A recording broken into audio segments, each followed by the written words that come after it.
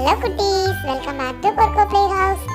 இன்னைக்கு நாம நம்மளோட சேனல்ல என்ன பார்க்க போறோம் அப்படின்னா, உங்க எல்லாருக்கும் பிடிச்ச டாக்ஸ் பெட் தானே அது.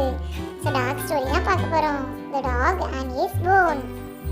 ஸோ அதான் நம்ம பார்க்க போறோம். பேராசை பிடிச்ச நாய் எப்படிலாம் அது கஷ்டப்பட்டுச்சுங்கிறத பார்க்க போறோம். வாங்க குட்டீஸ், நம்மளோட ஸ்டோரிக்குள்ள போகலாம். யாரெல்லாம் நம்மளோட சேனலுக்கு புதுசாக எல்லாரும் சப்ஸ்கிரைப் பண்ணிக்கோங்க, லைக் பண்ணிக்கோங்க, மறக்காம உங்க ஃப்ரெண்ட்ஸ்க்கு ஷேர் பண்ணுங்க. ஒரு நாய், அது தெரு நாய் இல்லை, உங்களுக்கு பிடிச்ச நாயை நீங்கள் எடுத்துக்கோங்க. அந்த நாய் வந்து ஒரு கறிக்கடையில் நின்று அதை வந்து பார்த்துட்டே இருந்ததான். அவங்க விட்டுற எலும்புதான், ஒரு எலும்பு தொண்டை வேகமாக கவ்வி எடுத்துட்டு போய்கிட்டே இருந்ததான்.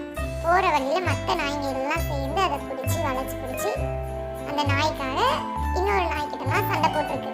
தெருவில் உள்ள பக்கத்து நாய்ங்க எல்லாருக்கிட்டையும் சண்டை போட்டு திருப்பியும் அந்த லகை என்ன பண்ணிட்டு, அந்த எலும்பு துண்டை என்ன பண்ணிட்டு அப்படின்னா எடுத்துட்டு போயிட்டு இருந்திருக்கு. போகிற வழியில் ஒரு ஆறை கடக்க வேண்டியதா, ஒரு பாலத்தை கடக்க வேண்டியதா இருந்திருக்கு அதுக்கு. அப்போ அந்த பாலத்தை கடக்கிறதுக்கு அதை ட்ரை பண்ணப்போ என்ன பண்ணிச்சு அப்படின்னா, அந்த பாலத்தோடய நடந்து போயிட்டே இருந்திருக்கு. அப்போ திடீர்னு சடனாக அது என்ன பண்ணிருக்கு அப்படின்னா, அந்த பாலத்தில் கீழே எட்டி பார்த்துருக்கு.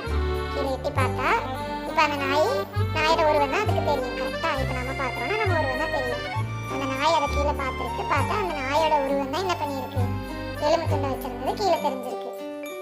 அதை பார்த்து அந்த நாய் உடனே அப்போ என்ன பண்ணியிருக்கு, நம்மள மாதிரியே இன்னொரு நாயும் அங்கே எலும்பு துண்டு கவி வச்சிருக்கு அப்படின்னு சொல்லிட்டு அந்த நாய் என்ன பண்ணிட்டான், வேகமா அந்த பாலத்துல இருந்து அந்த தண்ணிக்குள்ள ஆத்தங்கரையில குதிச்சிச்சு. அப்ப என்ன ஆயிருக்கும், அந்த நாயும் அதுல வந்து